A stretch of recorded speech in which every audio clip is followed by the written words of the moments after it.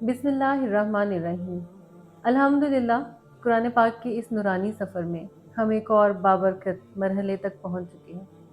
ये सफ़र अब सिर्फ सुनने का नहीं रहा, बल्कि महसूस होने लगा है। दिल आहिस्ता आहिस्ता इस कलाम के साथ जुड़ता जा रहा है और इंसान खुद को पहले से मुख्तलिफ महसूस करने लगता है।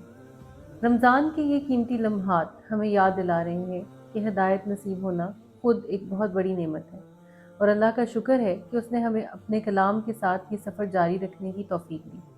आज इसी शुक्र और रूहानी कैफियत के साथ हम दाखिल हो रहे हैं कुरान पाक के 23वें पारे में। आइए दिल को यकसू करें और इस पैगाम को सुनने के लिए खुद को तैयार करें, जो इंसान को किरदार, सब्र और दुरुस्त ज़िंदगी की तरफ रहनुमाई करता है। इस पारे में सूरह यासीन का बकिया हिस्सा, सूरह साफ़ात और स्वाद मुकम्मल और सूरह ज़ुमर का इब्तिदाई हिस्सा शामिल है। पिछले पारे के आखिर में एक बस्ती का वाक़या शुरू हुआ था, वही तसलसल इस पारे में भी है। इस बस्ती का एक नेक आदमी हबीब नज्जार अपनी कौम को समझा रहा था। उसी की बात से आगाज़ हुआ। वो कह रहा था कि मैं इस रब की इबादत क्यों ना करूं जिसने मुझे पैदा किया। सबको उसी की तरफ जाना है। उस मर्द मोमिन की तबलीग का जिक्र है कि जब बस्ती वालों ने उससे 3 अंबिया को झुटलाया तो हबीब नज्जार ने अपनी कौम को समझाने की कोशिश की, तो उन्होंने उसे शहीद कर दिया।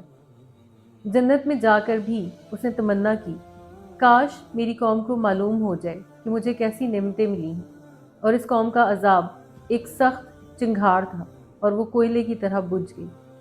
लोगों पर हसरत की गई कि कभी अपने खैरख्वाहों की कदर नहीं करते। सब लोग एक दिन अल्लाह के सामने हाजिर होंगे। इसके बाद अल्लाह ताला ने अपनी बहुत सी तख्लीक़ात का जिक्र करके शुक्र की तलकीन की। ज़मीन में अल्लाह ताला ने हर चीज़ के जोड़े बनाए। आयत नंबर 33 से 44 तक अल्लाह रब्बुल इज़्ज़त की कुदरत के दलाइल हैं। मुर्दा ज़मीन जिसे अल्लाह रब्बुल इज़्ज़त ने बारिश से ज़िंदा किया और उससे अनाज, बागात और चश्मे निकाले। लैलो नहार और शम्सो कमर का निज़ाम, कश्तियाँ और जहाज़ जो समंदर में चलते हैं। और फिर क़यामत का जिक्र आयत नंबर 48 से लेकर 65 तक। महशर की हौलनाकियाँ, सूर फूंके जाने का तज़किरा, अहले जन्नत और उनकी बीवियों के लिए जन्नत के इनामात और मुजरिमों के लिए दोज़ख। उस दिन मुजरिमों के मुंह पर मुहर लगा दी जाएगी और उनके अज़ाब उनके खिलाफ गवाही देंगे। सूरह यासीन के आखिर में अल्लाह रब्बुल इज़्ज़त ने काफिरों के एतराज़ात का जिक्र किया है कि काफिर कहते हैं कि कौन बसीदा हड्डियों को जिंदा करेगा जबकि हमारी हड्डियां चूर चूर हो चुकी होंगी। फरमाया कि वही हड्डियों को दोबारा जिंदा करेगा जिसने पहली मर्तबा उनको पैदा किया था, और इसको हर किस्म की तख्लीक की पूरी खबर है। अल्लाह रब्बुल इज़्ज़त के इरादे का नाम वजूद है। वो जिस काम करने का इरादा कर लेता है तो फरमाता है कि हो जा, और वो हो चुका होता है। अल्लाह ताला फरमाता है कि अगर दुनिया में वो एक नेमत भी वापस ले तो इंसान के पास उसको वापस लाने का कोई इख्तियार नहीं है। अल्लाह चाहे तो नाफरमानी पर अजाब दुनिया में ही दे दे। इसके बाद सूरह साफ़ात शुरू होती है। इस सूरत में अल्लाह ताला ने सफ बस्ता फरिश्तों की कसम खाकर अपनी तौहीद अलवहियत और रबूबियत का जिक्र किया। वही सारी कायनात का मालिक व मुख्तार है। सूरह साफ़ात में 3 बातें हैं: सितारों की तख्लीक और दोबारा उठना, जहन्नमियों का बाहम लान तान और जन्नतियों का खुशगवार मुकालमा, और अंबिया कराम अलैहिस्सलाम के किस्से। सितारों की तख्लीक और दोबारा उठना। सूरत के आगाज़ में सितारों और सियारों की तख्लीक के मकासद वाज़ेह किए गए हैं कि इन सितारों और सियारों के ज़रिए कुर्राए समावी को जीनत अता की गई, और इनमें से बाज़ को अल्लाह रब्बुल इज़्ज़त आसमान की खबरें चोरी करने वाले शयातीन को मारने के लिए इस्तेमाल करता था। इस सूरत में मौत के बाद उठने और हिसाब व किताब का जिक्र है। मुश्रिकीन का इस बारे में मौक़िफ़ अजीब था। वो इस अकीदे का मजाक उड़ाते और कहते, क्या हम तब भी उठाए जाएंगे जब हम हड्डियों का चूरा हो जाएंगे? अल्लाह रब्बुल इज़्ज़त ने फरमाया कि ये कुछ मुश्किल नहीं है। जब क़यामत बर्पा होगी तो सब अपनी कब्रों से उठकर मैदान हशर में जमा होंगे, और काफिर उस वक़्त नादम होंगे कि ये है वो दिन जिसका हम मजाक उड़ाया करते थे। फिर उनको दोज़ख में डाल दिया जाएगा। इसके बाद जन्नतियों के एक मुकालमे का जिक्र है कि जब वो नेमतों से खुशहाल होंगे तो अपने माजी को याद करेंगे। एक कहेगा कि मेरा एक हमनशीन था जो कहा करता था कि बड़ी अजीब बात पर तुम्हारा अकीदा है कि क्या हड्डियां बोसीदा होने के बाद भी उठाई जाएंगी। ये बातें मेरी समझ में नहीं आती। پھر وہ اپنے ہمنشین جنتیوں سے کہے گا، کیا میں تمہیں اس کا انجام دکھاؤں؟ پھر وہ جھانک کر دیکھے گا تو اس منکر آخرت دوست کو دوزخ میں جلتا ہوا پائے گا اور کہے گا، اگر اللہ رب العزت کی مدد نہ ہوتی تو تم مجھے بھی گمراہ کر دیتے۔ حضرت ابراہیم علیہ السلام کے خواب اور عظیم قربانی کا ذکر ہے کہ اللہ رب العزت نے حضرت ابراہیم علیہ السلام کی قربانی قبول فرمائی اور رہتی دنیا تک کے لیے آپ کی قربانی کو ایک مثال بنا دیا۔ ابراہیم علیہ السلام کا ذکر ان کے قلب سلیم کی تعریف سے کیا۔ قلب سلیم وہ دل ہوتا ہے جو شرک اور شک سے پاک ہو اور اپنے رب کے ہر فیصلے کو بخوشی تسلیم کرے اور لوگوں کا خیر خواہ ہو۔ ان کے توحید اور معرفت الہی کے حصول کا ذکر ہوا۔ بیٹے اسماعیل علیہ السلام کی قربانی کا ذکر کیا گیا۔ یہ ایک آزمائش تھی جس میں وہ دونوں کامیاب ہوئے۔ اللہ تعالیٰ نے ان کی فرمانبرداری کی تعریف کی اور اسحاق کو خوشخبری سنائی، ان پر برکتیں نازل فرمائیں اور ان کی نسل میں نیکوکار بھی ہیں اور کھلے ظلم شعار بھی۔ حضرت موسیٰ علیہ السلام اور حضرت ہارون علیہ السلام پر اللہ رب العزت کی کرم نوازیوں کا ذکر آیت نمبر 114 سے لے کر 122 تک میں ہے۔ حضرت الیاس علیہ السلام کو اللہ رب العزت نے بعلبک شہر کی جانب مبعوث کیا۔ وہ بعل نامی بت کی پوجا کرتے تھے۔ حضرت الیاس علیہ السلام نے ان کو منع کیا اور توحید کی دعوت دی۔ حضرت الیاس علیہ السلام پر سلامتی ہو، چند مخلصین کے علاوہ سب نے ان کی بات کا انکار کیا۔ اس کے بعد حضرت لوط علیہ السلام کا ذکر خیر کیا گیا ہے، آیت نمبر 133 سے 138 تک۔ اللہ رب العزت نے حضرت یونس علیہ السلام کو 1,00,000 افراد ارض موصل میں قوم نینوا کی طرف مبعوث فرمایا۔ جب مچھلی نے نگل لیا تو انہوں نے مچھلی کے پیٹ میں کثرت سے اللہ رب العزت کی تسبیح کی، جس کی برکت سے اللہ رب العزت نے ان کو بڑی مصیبت سے نجات دی۔ اس صورت میں اللہ رب العزت نے مشرکین کی اس بات کی بھی تردید کی کہ فرشتے اللہ رب العزت کی بیٹیاں ہیں، جبکہ اللہ کی کوئی اولاد نہیں ہے۔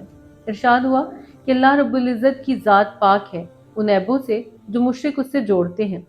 اللہ رب العزت کا سلام ہو رسولوں پر، اور سب تعریف اللہ رب العزت کے لیے ہے جو دونوں جہانوں کا پروردگار ہے۔ اس سے یہ ثابت ہوا کہ عاجزی کے ساتھ اللہ سے مانگنا اسے پسند ہے۔ پھر کفار مکہ جو اللہ کے لیے اولاد ثابت کرتے تھے اس کا بطلان کیا گیا۔ اللہ تعالیٰ ہر طرح کے شرک سے پاک ہے۔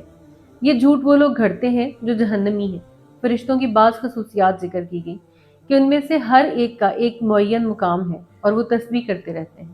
خبر دی گئی کہ نبیوں کی مدد ضرور کی جائے گی، اللہ کا لشکر ہی غالب ہوگا۔ نبی کریم صلی اللہ علیہ وآلہ وسلم کے توسط سے مسلمانوں کو ہدایت دی گئی کہ ان کافروں سے اعراض کریں۔ یہ مدت جب ختم ہوگی تو یہ دیکھیں گے کہ عذاب کیسا ہوتا ہے۔ آخر میں فرمایا کہ رب ان سے باتوں سے پاک ہے جو یہ بیان کرتے ہیں، سب تعریف اللہ ہی کے لیے ہے، اس کی حمد میں کوئی شریک نہیں۔ سورہ سواد۔ قرآن کی قسم کھا کر فرمایا کہ کافر تکبر اور مخالفت کرتے ہیں۔ ان سے پہلے بھی کتنی قومیں ہلاک ہوئیں۔ وہ سب ہلاکت کے وقت چیخو پکار کر رہے تھے مگر کوئی فائدہ نہیں ہوا۔ کافر جو تحقیر آمیز باتیں قرآن اور نبی کریم صلی اللہ علیہ وآلہ وسلم کے بارے میں کرتے تھے، ان کا ذکر کر کے بتایا گیا کہ ان سے پہلے کتنی ہی قومیں ایسی حرکتوں پر ہلاک ہو چکی ہیں جو ان سے زیادہ طاقتور تھیں۔ پھر ان کی کیا حیثیت ہے؟ چنانچہ آپ ان کی ناروا باتوں پر صبر کریں۔ داؤد علیہ السلام کا ذکر صاحب قوت اور انابت یعنی رجوع اللہ کی صفت کے ساتھ ہوا ہے۔ وہ صبح شام تسبیح کرتے تھے، ان کو حکمت اور قوت فیصلہ دی گئی۔ ایک واقعہ ذکر کیا گیا جس میں فیصلہ کرنا تھا، یہ ان کی آزمائش کے لیے تھا۔ داؤد علیہ السلام سمجھ گئے کہ یہ آزمائش تھی، چنانچہ انہوں نے توبہ کی۔ ان کو ہدایت کی گئی کہ انصاف کے ساتھ فیصلہ کرنا اور خواہش نفس کی پیروی نہ کرنا۔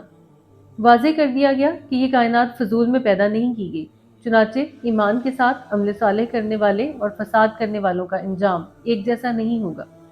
متقین اور فاجرین ایک جیسے نہیں ہو سکتے۔ یہ بابرکت کتاب تدبر کے لیے ہے تاکہ عقل و دانش والے اس سے نصیحت حاصل کریں۔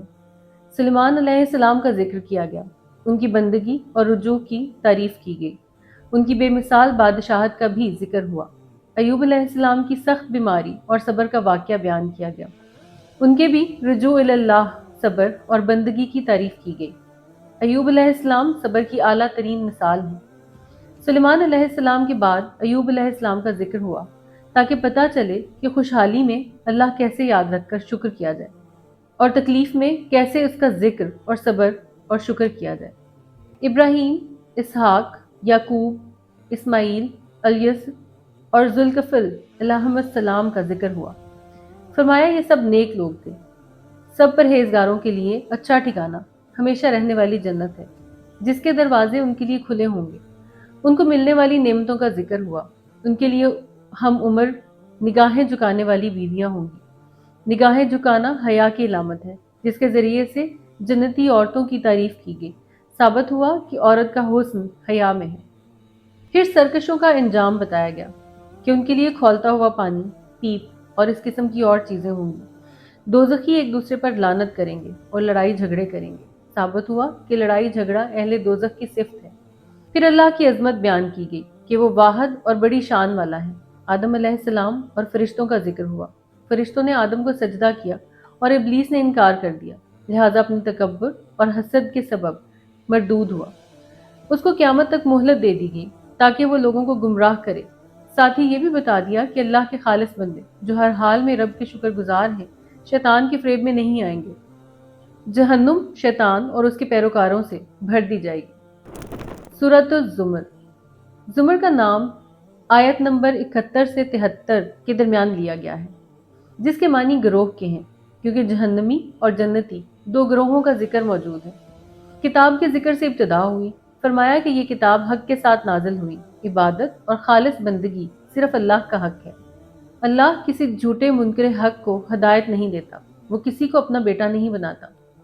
تخلیق کائنات اور تخلیق انسان کے ذریعے توحید ربوبیت کی دعوت دی گئی۔ بادشاہت اسی کی ہے، چنانچہ معبود بھی وہی ہے۔ اللہ ناشکری پسند نہیں کرتا اور وہ غنی ہے، وہ سینوں کے راز تک جانتا ہے۔ اس صورت میں اولو الالباب یعنی عقل والے کون ہیں، اس کی دو مثالیں پیش کی گئی ہیں۔ پہلے، رات کے اوقات میں سجدہ اور قیام میں رب سے ڈرتے ہوئے رات گزارنے والا، رب کی رحمت سے امید رکھنے والا، ہرگز ناشکر انسان کی طرح نہیں۔ عالم اور جاہل برابر کیسے ہو سکتے ہیں؟ ایمان والوں کو حکم ہوا رب کا تقوی اختیار کرو۔ جو دنیا میں نیکی کرے گا وہ دنیا میں بھی بھلائی پائے گا اور صبر کرنے والے بے حساب اجر پائیں گے۔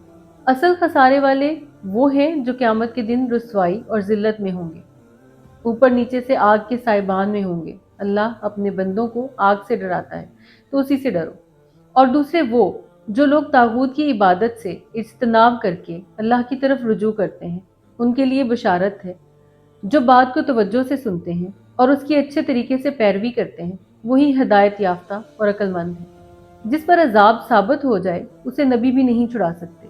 جو رب سے ڈرتے ہیں وہ تہ در تہ بالا خانوں میں ہوں گے۔ جس کا سینہ اسلام کے لیے کھل جائے وہی بہتر ہے۔ جن کے دل اللہ کے ذکر سے سخت ہو جائیں ان کے لیے بربادی ہے۔ دل کی سختی سے بڑھ کر کوئی سزا نہیں۔ قرآن کی تعریف کی گئی کہ یہ بہترین کلام ہے۔ اس کے مضامین ملتے جلتے اور بار بار دہرائے جاتے ہیں۔ اس کو سن کر ڈرنے والوں کے رونگٹے کھڑے ہو جاتے ہیں، ان کے دل نرم پڑتے ہیں اور وہ اللہ کے ذکر کی طرف مائل ہو جاتے ہیں۔ اللہ جسے چاہتا ہے قرآن کے ذریعے ہدایت بخشتا ہے۔